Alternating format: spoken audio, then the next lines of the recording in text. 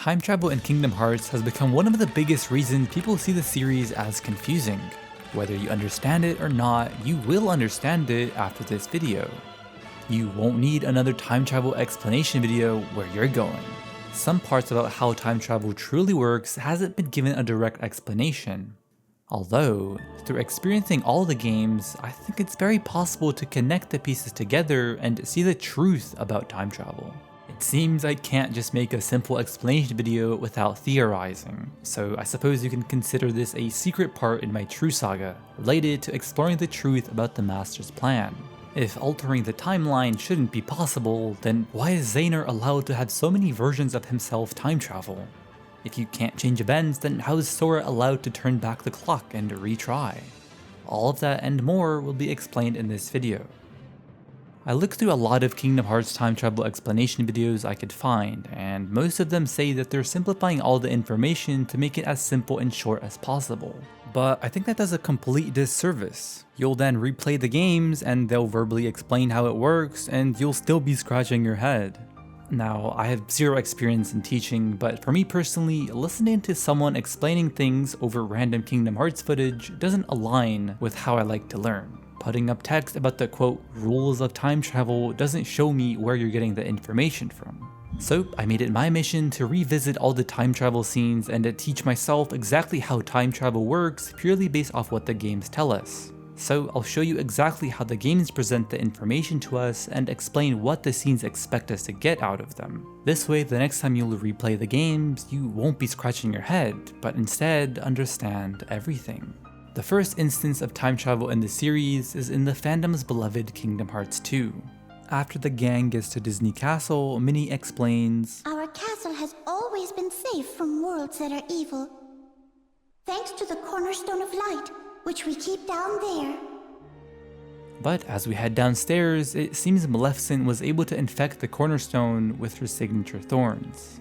And of course, she wants to take over the castle, and the cornerstone of light is the only thing keeping her from doing so. So the gang asks Merlin about it, and he comes up with a plan. This first iteration is more about thinking of a way to include Steamboat Willie, rather than actually determining the fundamentals of time travel. Considering Merlin isn't an original character and he's a wizard, I feel like we really shouldn't consider this as actual time travel. After all, he calls this a very special world, and it doesn't explicitly mention that they're time traveling. It kinda reminds me of Kingdom Hearts 3, where he provides Kairi and Lee a place to train, where quote, "Time doesn't matter." Also, considering there are worlds like the Three Musketeers and Fantasia that feature familiar Disney characters, but they don't have the same memories as the characters who we know, it could be a similar situation to that. Sure, Donald and Goofy seeing this world gives them deja vu, but I think this Steamboat Willie can be kinda thought of as a different world entirely that's just stuck in the past. Outside of Merlin presenting us with a door, the other person to quote time travel in this game is Pete. Pete's reminiscing about the good old days, and a door presents itself behind him. Huh? This sort of believing to get what you want is also present in KH1 with Beast. He wished to see Belle again with all his heart, and it got him sent to Hollow Bastion. In any case, whether this is time travel or not, a ground rule that we can establish is that there's more than one time travel method within the series, and this is just one of them. The ending of BBS showed us the exact events written down in KH2's reports, about a man lying unconscious in the town square and Ansem the Wise taking him in. Then the secret episode teased the game with fragmented tales. Considering they kept including more and more cutscenes about Xehanort becoming an apprentice, but they didn't go too deep into exploring it, I definitely think they were saving it to be a fragmented tale for the cancelled game set to release after BBS. Maybe I'll turn my thoughts about this cancelled game into a future video, but I really think that this BBS Volume 2, or whatever they would have called it, was supposed to give us the introduction to time travel, and visually show us Apprentice Xehanort splitting his heart and time traveling to his younger self. Something we keep getting told happened, but never shown. In any case, my point is that they were forced to introduce a younger Xehanort in DDD and cram in all this time travel lore at the end, something that might be happening again with Missing Link being cancelled. I will return you to the Destiny Islands, just before they were swallowed by the darkness and plunged into sleep. The reason they need to be sent into the past to do this is because after Sora restored the worlds at the end of KH1, some of the worlds weren't able to be restored, suspending them in sleep. So in the past, after they were able to open a gate into the sleeping realm, as a result of being in the past, we get this scene from Ansem in the brown robe. This world has been connected. What does this mean? Well, that's exactly what I'll go over once I explain how time travel works. It's not explicitly explained how Yensid's time travel method works, but since this is again using a Disney character's method of time travel, I honestly think we can kinda overlook it. Not overlook it because it wasn't narratively thought about, but it seems even the characters are aware of Yensid's shenanigans. Unlike a certain wizard you know, I had to play by the rules to travel through time, which meant leaving my body behind. In Nomura interviews, he explicitly refers to Yensid's method as Yensid's magic. So just like Merlin's magic, it seems wizards have an ability to just do whatever they'd like as long as it benefits the timeline, or doesn't go against it. So let's jump to the end portion of the game. When young Xehanort's speaking to Riku, he says, "There are restrictions to movement through time. First, you must leave your body behind to do it." What this means is that your body isn't doing any time traveling. Your body is just your body. It stays in the present. The only thing that's able to time travel is your heart, meaning your heart has to be separated from your body. Keyblade wielders have the ability to do this, with some prime examples being Master Xehanort, Terranort, Sora, and Maleficent, which we'll get back to, since she does actually know how to time travel. Okay, before we continue, I really have to point out that I think it's really stupid that the games keep telling you that you have to leave your body behind in order to time travel. Like, you could have just said that it's not possible for your body to time travel, and only your heart can. Then it would be implied that yeah, you're leaving your body behind because it's your heart that's time traveling, right? And yeah, you won't have a body at your destination because it's your heart that's time traveling. Like, it's not that complicated. I feel like the games just do a terrible job at conveying the information. Next, according to what young Xehanort knows, Then there must be a version of you waiting at the destination. Meaning that your heart can only time travel to any time that your heart existed. This way your own body can be used as a waypoint. They don't directly mention the word waypoint here, but since that's exactly what it means, and later they do use the word, I might as well just explain it here. You know how in Back to the Future, this device can somehow get you to the exact point in time you input? This sort of thing doesn't exist in Kingdom Hearts, so I suppose how it works is you just kind of think of where you want to go, and it takes you there. Ansem in this case thought of his younger self. This young version of himself is a waypoint. Upon arrival, you can only move forward as per the laws of time. And you cannot rewrite the events that are destined to happen. Unlike other time travel media, Kingdom Hearts only has one timeline.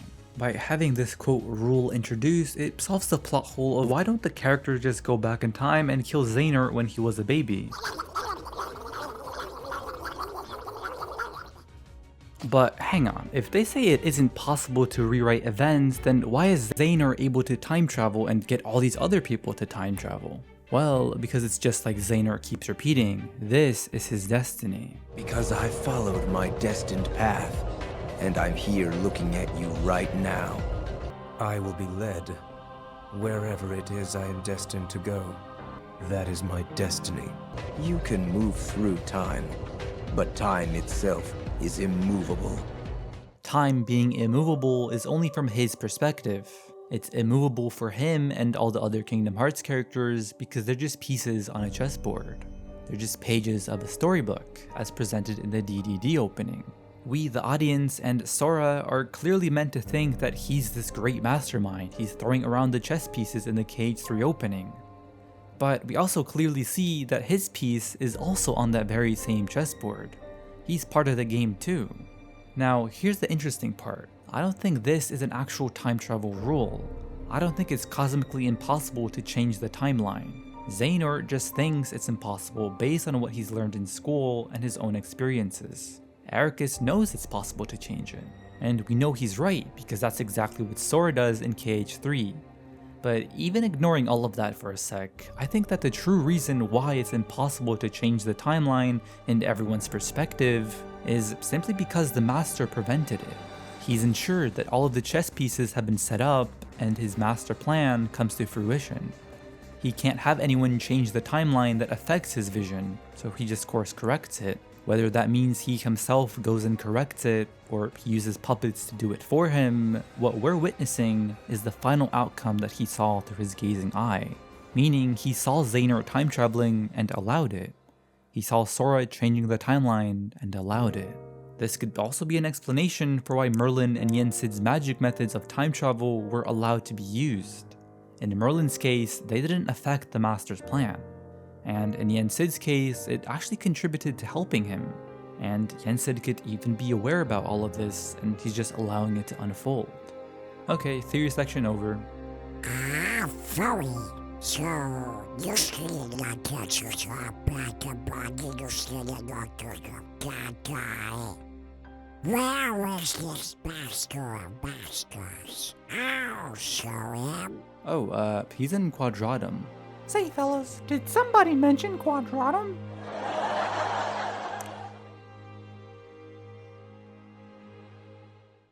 Now, of course, from the perspective of someone just finishing Dream Drop for the very first time, they aren't expected to understand all of this on a first playthrough, because the game doesn't explain any of that. It's only upon revisiting the game with future knowledge is it all supposed to click together. After time traveling and returning back to your original time, you're supposed to lose your memories of time traveling. It's just as Xehanort says, he'll go back and live the life that was destined for him. Still, my appointed path is now etched in my heart. His path being etched means that deep down, he'll feel exactly what he's supposed to do. Alright, so that's about all you need to know about time travel for most of the games. Now let's take everything and see how the pieces fit into place. I think it's a real shame that we don't get an actual scene of Xehanort time traveling. Having a visual reference would make it a lot easier for people to get it memorized. I mean, they're literally telling us what Xehanort does instead of showing it. There's zero show and tell going on here. To put it simply, Xehanort's existence is a result of a paradox. I theorize about how Xehanort's paradox was created in the second half of my black box video, which I am very confident about, but for this video, I'll simply go over what's definitively confirmed. In Birth by Sleep, Master Xehanort attempts to find himself a younger vessel that he could put his heart into. After he takes over Terra, Terra resists to just be taken over, so Xehanort attempts to cast him out of his body. This results in him falling into the realm of darkness and Aqua sacrificing herself so he makes it out. When he does, he gets amnesia. Then he gets recruited by Ansem the Wise and becomes his apprentice. After some time, he steals Ansem the Wise's name, writes reports 2 through 13, and then as he's writing report 11, Maleficent starts attacking Radiant Garden. He finds Kairi roaming around alone and decides to take her to his castle and then send her in a pod. Then, seemingly spontaneously, decides to plunge his own heart and his comrades' hearts into darkness. Due to having a strong will, Xehanort is able to create both a humanoid heartless and nobody. Because he releases his heart is able to time travel. Again, this is what young Xehanort means when he says you must leave your body behind. So the Heartless that's created, whom Sora and his friends call Ansem Seeker of Darkness, decides to time travel. Or more specifically, the heart that's released will be doing the time traveling. As we've mentioned earlier, there's no mechanism to input a time and a date, but what you can do is use your past self as a waypoint. So that's exactly what Ansem does. Once he arrives, he doesn't have a vessel or body to occupy, so he just takes a random brown cloak and decides to use that. Also, the time and place that he ends up isn't the scene that we see in DDD, but actually a few years prior, which we get to see in Dark Road. What Ansem does here is open a portal for himself to go to Scala. Skipping a few years ahead, he wants to prove to himself that he's the child of destiny. So, just like the BBS report states, he takes off his armor thinking he should be immune to the darkness. But alas, he just starts fading away, only for the Master of Masters to save him. Skipping all the details, the Master sends him into the future to quote take a peek. He gives him the black coat and sends him on his way. Sometime between him departing the Master and returning to him, the scene presented in DDD happens, meaning the brown robe figure contacted his younger self multiple times. The first time was to open the portal for himself to Scala. So this is the point when the brown robe returns and finally gives himself instructions to time travel to the future and gather all his different versions. I'll go over this more extensively in just a sec. Let's finish with Xehanort's story first. So now Xehanort goes through all of the events in Dream Drop Distance, Kingdom Hearts 3, and then returns back to the Master. But for some reason, this Xehanort here is already aware about Sora disappearing, which we see no hints from where he might have learned this. So, theory time, I think that right before he's approached by the brown robe figure, but still after he's given instructions by the Master, is when Xehanort might have escaped the Kingdom Hearts reality and entered Quadratum. Leaving the storybook of Kingdom Hearts might have its own complete set of time rules, where he might have ended up meeting a Kingdom Hearts 4 Sora. This would of course align with Xehanort hoping to visit a quote new world, and his 14th life, and of course aligning with the two pieces of Nomura artworks depicting Xehanort in Quadratum. So I think it's now that he returns from Quadratum, it's only now that the brown robe contacts himself and he starts gathering the organization members. So now he's able to tease Sora that he'll end up disappearing because he's already met Kingdom Hearts 4 Sora. Of course, this is just my theory, but it's the most logical way to explain it in my eyes. At the end of Dream Drop, we learn that it's not just young Xehanort who's time traveled, but most of the organization has. So let's first separate the organization members not to get confused. Not all of them time travel to get here. Recoded tells us that There was Ansem, who commanded the Heartless, and Xemnas, who commanded the Nobodies. Didn't Sora defeat them both? Their destruction now guarantees the original Xehanort's reconstruction. So that's exactly what happens to a part of the organization members, and those are the members who don't need to time travel. In order for us to have a clear understanding of who's part of which group, I'll play this Kingdom Hearts 3 Remind scene. So, the ones who turn human, and then back again into nobodies are me, you, Luxord, Marluxia, and Larxene, that's 5. Since we're going over all the organization members, I might as well mention that for Xion, Sayax cleverly convinced Xigbar to bring her back since she's related to Sora, because she remained in Vexen's records that just made another replica of her. Master Xehanort also didn't time travel. When Yensid told us that Xemnas and Ansem's defeats guaranteed the original Xehanort's reconstruction, it meant that 2 people were actually restored. Since Xehanort was body hopping and it was Terra's body that he used as a vessel when splitting his heart, it caused 2 bodies to be restored. The first is the host body, which belonged to Apprentice Xehanort, meaning Terra's body, and the other is Master Xehanort's original body. As Master Xehanort explains, Terra's heart didn't return to him, because remember, Terra's heart would have still been within the Guardian during this time. So Master Xehanort just decided to fill it right back with his own heart. The ones from the past transferred into replicas are Ansem, Xemnas, Vanitas, Riku Replica, and the old man's younger self. Alright, so this group time traveled into the future to get here. How did they do that? Simple. It's just like the villains in Spider-Man No Way Home. And in case you haven't seen that movie, let's talk about it. As I've already discussed, young Xehanort's given the task to round up the organization members. So, for literally all of the members, he simply goes to the point in time in which each member dies. Let's take Xemnas as an example. A millisecond before he dies, he transports him into the future. This way, the timeline isn't affected since they disappear from the place they're meant to die. This is done for all of these organization members. I won't go over everyone since I'm sure you can think back to when everyone dies, but another example I'll give is Dark Riku.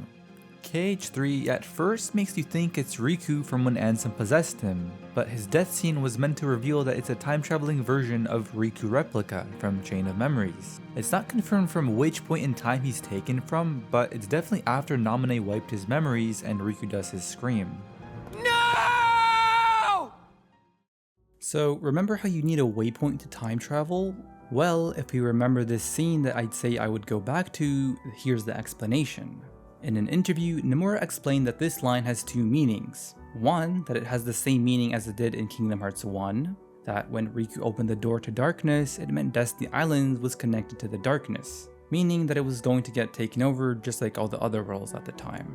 And 2, that the brown robe figure becomes a portal as a result of contact with Sora, making it possible for the other Xehanorts to intervene with the dreams.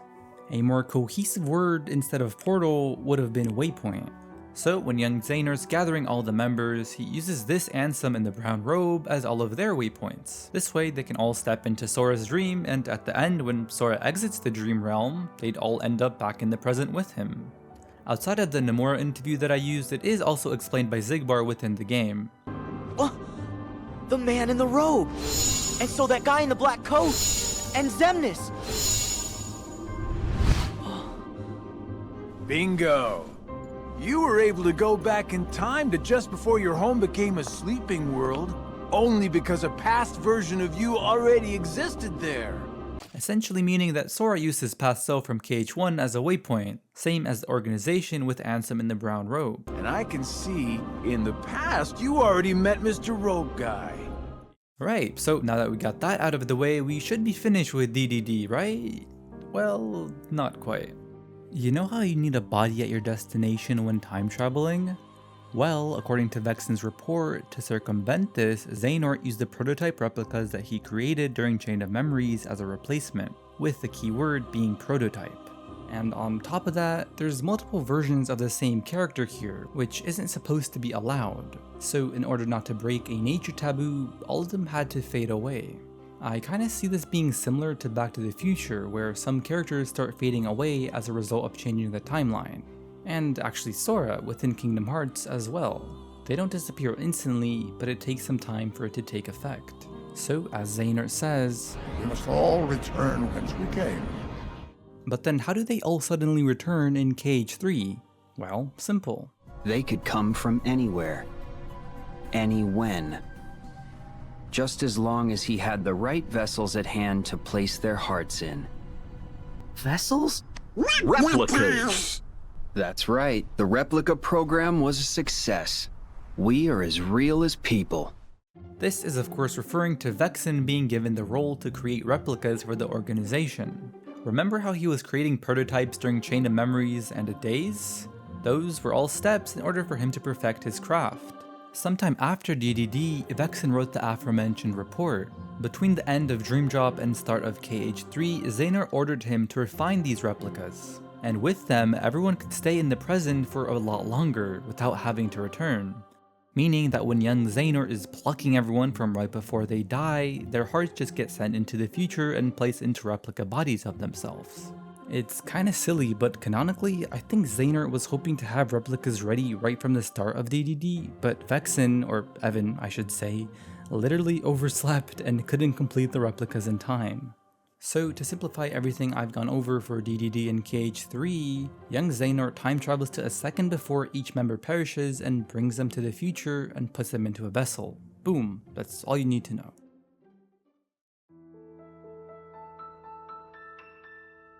As Xehanort told us, to time travel, your heart has to be separated from your body. If we think back to KH1, this happens to Maleficent as a result of getting stabbed by the Keyblade of Heart. I'll be using this detailed explanation from the Character Files book. It states, "It was an unbelievable course of events when Riku thrust his Keyblade into my chest. However, I recalled something. This was nothing more than casting away my body. All the requirements for traveling through time should be in place. Could that man have known everything?" That old man, of course, is referring to Xehanort. When Xehanort visited Maleficent during BBS, he taught her how to time travel. So, using this knowledge, she hoped to erase her defeat and start over by time traveling to presumably just a few years before KH1, which would mean rewriting the timeline. During the secret episode of the browser game Key in August 2016, we're shown that at first when she lands, Maleficent thinks she's successfully managed to travel exactly to where she'd hoped she'd end up. But if you remember what I said earlier, young Xehanort states that it isn't possible to rewrite events. And as I explained, it isn't possible because of the Master of Masters controlling the timeline. So in this case, Maleficent is used to show the audience what would happen if someone were to try and alter the timeline. It turns out Maleficent did time travel, but she time traveled to hundreds of years ago, where she's forced to constantly relive her failure as a punishment for wishing to change it.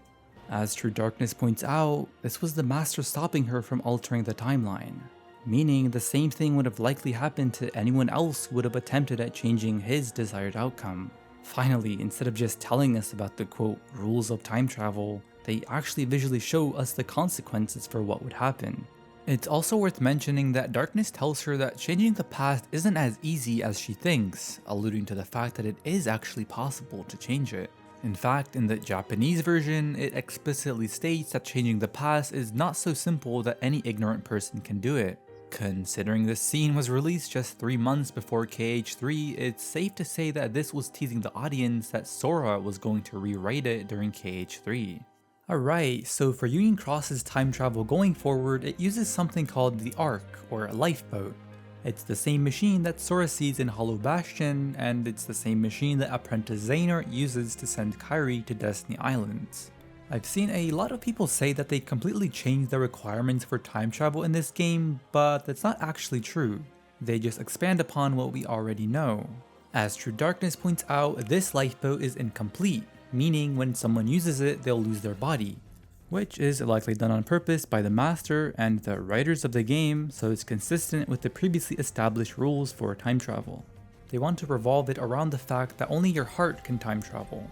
Also, this line here kinda seems to imply that there is a complete lifeboat that exists that allows you to keep your body when using it, which is actually very likely what Ansem uses to send Kairi to Destiny Islands, since she gets to keep her body. But what she does lose are her memories. How interesting. Anyway, going back to Union Cross, what is new is the reveal that there's actually a way to have your body naturally restored without requiring a body at your destination. If we look at the perspective of the writers, Maleficent dies in KH1, then she comes back during KH2. Vexen isn't gonna be there to give her a replica so she could return. So the writers looked at her return during Kingdom Hearts 2 and wanted to match the existing canon. They realized that she's able to return because the fairies remembered her, so they created the following rule. All you need is a medium to form your body and someone with memories of you. As long as those exist in the future when you arrive, your heart will grow a new body to inhabit on its own. The memory requirement is self-explanatory. As for the part about a medium, this does seem to be a brand new concept, and of course they did not take the time to actually explain what a medium means. But essentially, a medium is an item that's closely related to the person wishing to time travel. An easy correlation that I found is comparing it to witchcraft rituals, where it requires someone's hair or blood. For Kingdom Hearts, it's as simple as a closely related item to the person. So, although it isn't directly stated what it is for Maleficent, we visually see that the raven brings her her robe, and once the fairies remember her, her body forms where the robe is, so the memories and medium are in place, and her body can reform.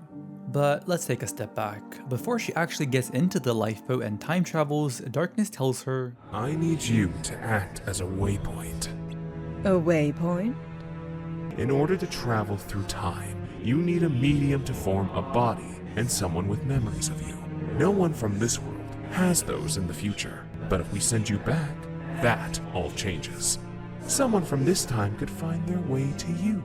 It seems that Darkness and the Master purposefully use Maleficent coming back to the past in order for her to become waypoints for people during this time. So anyway, once Maleficent finally ends up at the lifeboat, she's interrupted by Lauriam. This confrontation was destined to happen in order for Lauriam to be able to use her as a waypoint, and then everyone else can just leech off of Lauriam as their waypoint. In any case, it's not actually shown on screen, but Maleficent takes the lifeboat and then ends up during Kingdom Hearts 2. Since we know all of this was a setup by the Master of Masters, these arcs were likely purposefully placed here by him in order for each Union leader to take them and fulfill their purpose. Speaking of the Master, he tells us what his medium and waypoint supposedly are during this scene. The book contains a waypoint. All this was for a waypoint? Sure was. Luciu has the memories, and my eye is the medium. I've got a direct line from A to B.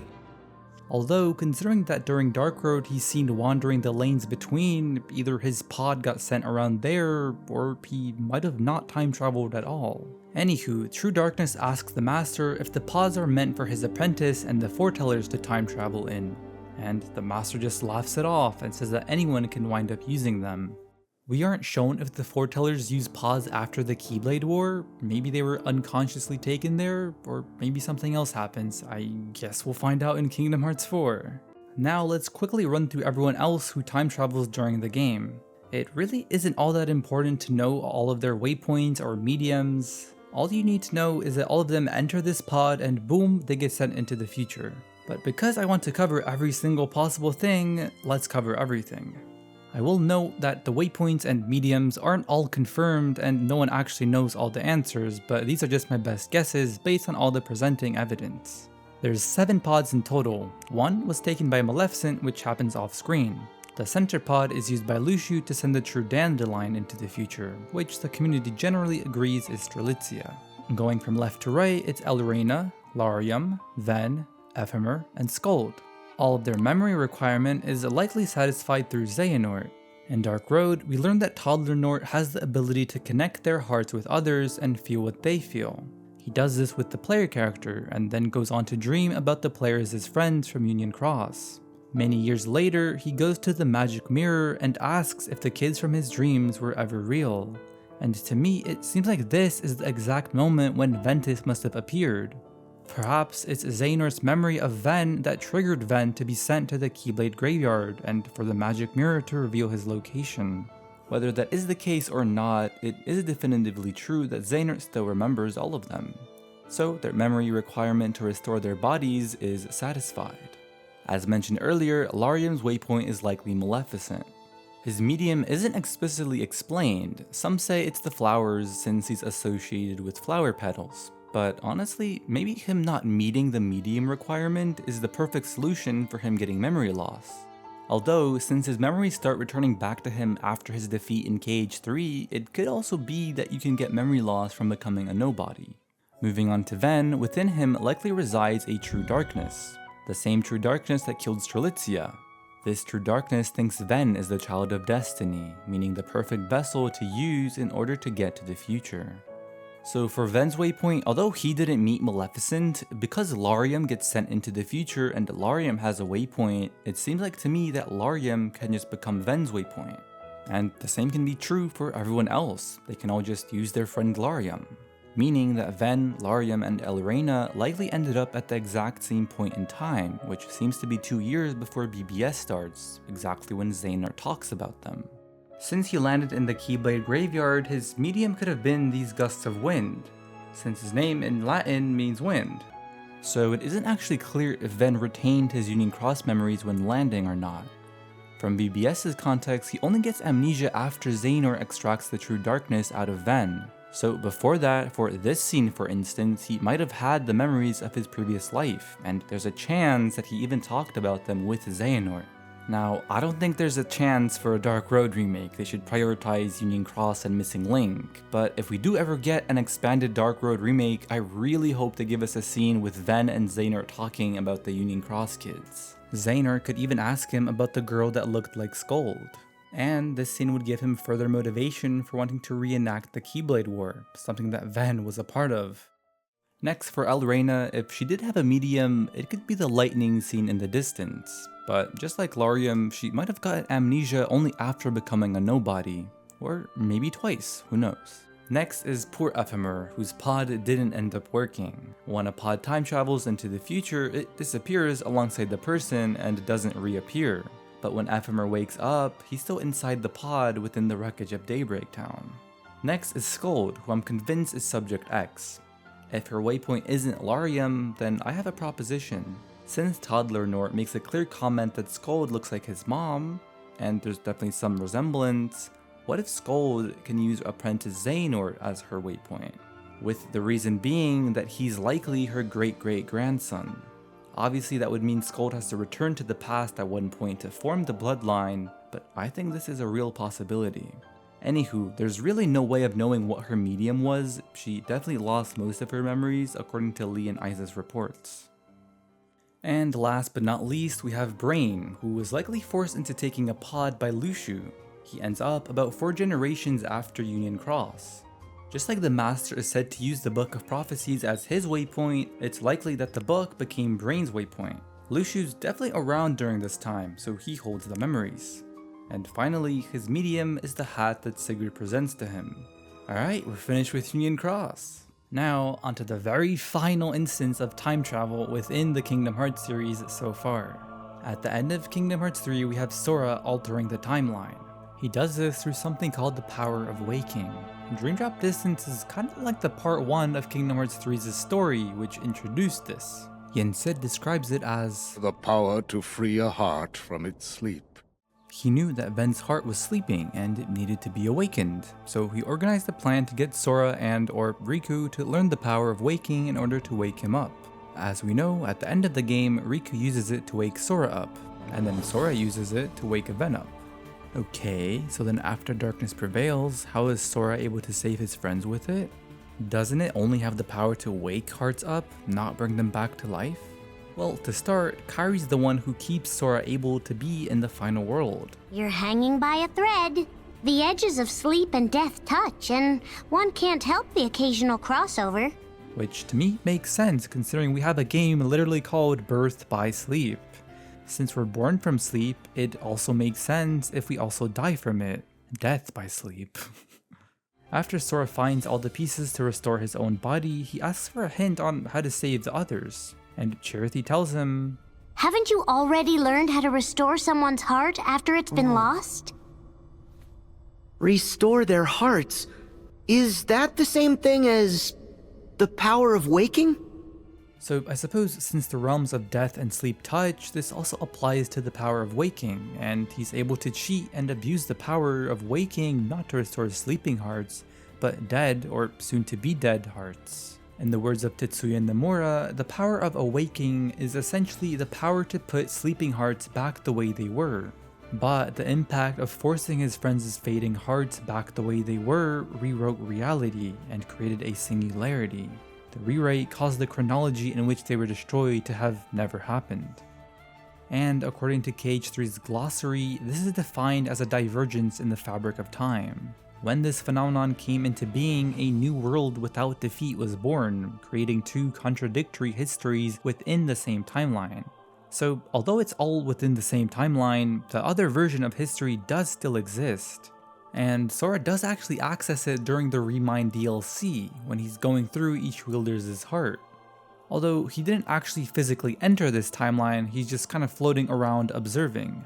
The state that he's in was likely set up for the Astral Realm, which would have been explored during Missing Link. But also, to return back to KH3, it's interesting how right after the Tear Through Time moment, Ephemer and a bunch of Keyblades appeared. I suppose this could count as another time travel moment, it's just likely again using some kind of astral projecting. Alright, I think that's all the time travel moments within Kingdom Hearts. So I guess I'll end it off by saying that because Sora abused the power of waking and created the Tear Through Time, it resulted in him dimming and fading into Quadratum. But what is Quadratum?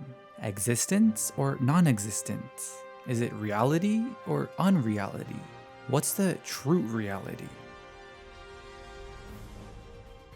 Okay, video is finally finished. I did not think that this video was going to be this long. I was just kind of thinking, oh yeah, I'm just gonna make a quick little filler video in between theories. Maybe I'll make a simplified version one day that doesn't go into any of the time travel rules, because I mean, you don't really need to understand any of that. I just haven't seen a single YouTube video cover all of it under one video, so I wanted to be the first. Let me know in the comments if you have any questions or suggestions for like future video topics that you'd like me to cover.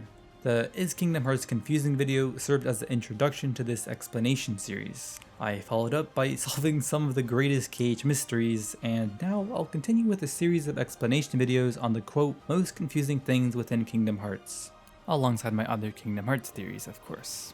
Thank you to everyone who's recently been subscribing, commenting, liking. Also a massive thank you to all of the channel members on screen. You guys are part of the reason why these videos can become a reality. If anyone wants to support, just make sure you don't do it on your phones because they charge like $2 extra for some reason. So according to my own rules, I'm only supposed to say your name if you're a Keyblade master, but since this is the first time I'm featuring channel members, a huge thank you to Logan Shade 1980, RandomNerdAntics, Runners High, JustPoseThings. Thank you to Crystalline Foss 6097 and X Nexus. Hopefully this can be like the last time travel video you ever watch and you understood everything. Alright, bye.